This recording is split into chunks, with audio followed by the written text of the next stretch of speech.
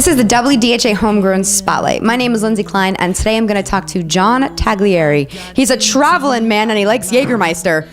Oh, he's still here. Welcome to the DHA Homegrown Spotlight. I'm with John Taglieri, who has been here before. In fact, your band has made the blooper reel, not necessarily you, but maybe today is your day. Possibly. Maybe. I'm a bit off kilter today. So John is here solo, and that's pretty much what you've been really working on lately. I mean, I know you play in other bands, but let's talk about you. And let's talk about you for a minute. Your music, what is the sound of it? And is it just called John Taglieri? Yes, it is John Okay, Taglieri. good. The new CD is very modern rock. Think Daughtry meets the Red Blind. Okay. That's the new CD. I mean, this is my 9th release. And over 12 years... Dang. Yeah. You work it, boy. Over 12 years, the sound has sort of morphed. It used to be a little more Edwin McCain meets Bon Jovi. Now it's, a little more modern rock today. But yes, I am back solo, no band. Just traipsing around, doing my thing. Mm-hmm. So it's been... the new CD, Lucky Number 9, has just been amazing in the first month out. Right. So we were talking off camera that... Well, first of all, tell everybody what it's called and but tell them how it's been doing, because it's been doing amazing. And from the Book of Face, this is the way to do it these days? Apparently, yeah. The new CD is called Lucky Number 9. And, it was a weird thing when I was recording it. I was in my studio. I built my own studio now. And so I was in the studio and we were recording it. And I was like, man, it's my 9th record. You'd start to wonder, am I still going to even be relevant or make stuff people want to hear, And... something just felt really good. Van Halen's doing it, baby. I know. Well, it's okay. A little higher than you can always make music. And it felt really good making the record, and that's where the title came from. We just felt like it was going to do well. It just felt lucky. So we entitled it Lucky Number 9. And Who's we? My publicist, my cyber publicist, and myself. Okay, so you have a team. And had a promotional meeting about 6 weeks before the release. Like, okay, we need to name it, because I went straight to digital. There's no physical, so it made the timelines a lot shorter on when I had to have things, because I didn't have to worry about printing and press and all that stuff. Okay. So we started a really good Facebook promo like a month before, and this is like on your fan page. Yes, on the fan page, and we used the personal page a little bit, but we really concentrated on the fan page.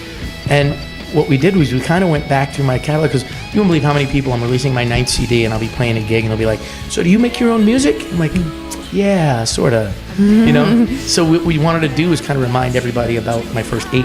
So every week on Tuesday and Friday, we'd highlight a CD from my catalog, and then give away, we picked 9 lucky winners, and we would give away downloads. So we gave away about 100 downloads over the 4 weeks. And whatever happened in the right way, because when the CD came out, in 2 days it shot to number 2 on Amazon.com's Hot New Releases. And then within a week, the first single hit number 1. So, there I was, I woke up, the CD came out on Tuesday, I woke up Thursday morning, and on Amazon's Hot New Releases, I was number 2. And I was just like, I looked at the screen with Aww. And then a couple of days later, we noticed one of the singles climbing up, and that made it all the way to number 1. So it was really kind of cool. Good things happen to good people sometimes. Well, they do. Yes. You try. And you work hard. I mean, I see you online on the Book of Face, touring and getting your music out there. Would you say that really helps? Yeah. You're always on the road. In fact, he's got a Jägermeister truck in the parking lot. So you're always on the road. And how'd you get that truck? Jaeger. Well, I've been sponsored by Jaeger for 8 years now, so they decal up the trailer for us. So our touring trailer has Jägermeister presents us on the road. So it's like the one shot I can do too. So cool. It's the what? Jaeger? Yeah. We got to go drinking some. Yeah. Just saying. I've done some bad things with Jaeger. That should be a blooper part. But anyway, when you record your music, do you actually hire musicians to do the drums? And I mean, is that or is it just acoustic? No, well, for this CD, I did everything. I played every instrument except some of the keyboards.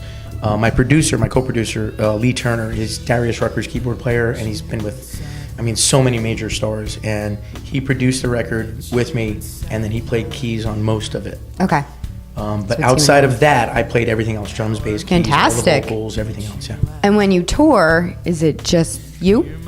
Sometimes I'll go out and I'll do extensive acoustic touring, and I'll present things in like a very storytellers type thing. And then there's times where I will call up people I know that are, you know, good friends of mine who are like, hey, let's go do some shows together, and I'll put a band together and we'll go out and we'll rock it. Okay, awesome. So how did you get Jägermeister for people that are just, you know, starting off and they don't really know much about getting off the ground? Like, you've obviously come a long way, 9 albums. So how did you get Jägermeister to sponsor you? 230 shows a year. I kid you not. The first thing Jaeger asked. Supportive wife. Yes, very supportive wife. First thing when I approached Jaeger, their first question was, how many shows are you doing? Because if you're not out and you're not able to promote Jägermeister, then you're not worth a lot to them. Gotcha. So my schedule was a big part of it. And they put me on like a little trial back in the beginning, and you know, I just did so much promotion for them. They signed me, and we've just, like I said, it's been about 8 years now. It's just awesome. Yeah, that is very cool. So you got your own thing going, and where can they find it? JohnTaglieri.com. For those who can't spell it, it's JohnTaglieri.com.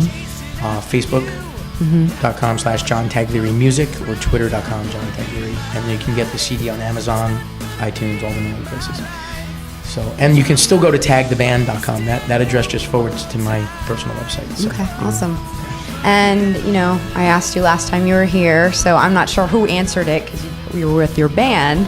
Solo question. Oh, it's not that hard. It's similar to what we were just talking about for bands just starting off, not necessarily getting a sponsor, but I mean, again, you're an awesome example of somebody who's fought hard, always out there, making music. And for a band like just starting off, the original artists in this scene today, I mean, obviously your Facebook would probably be, but I don't want to take the words out of your mouth. This is your question. Advice for them. Learn the business. And I think actually I answered this last time. If we go back, you'll see I'm going to probably say the exact same I know thing. I was wearing red. It was Valentine's Day. Yes. Be the best musicians you can be, write the best songs you can write, and then put that to the side and learn how to run your business. I don't care how good you are. There's some amazing musicians nobody's ever heard of. Talent is talent, but running a business is running a business, and this ultimately, when it winds up, is a business.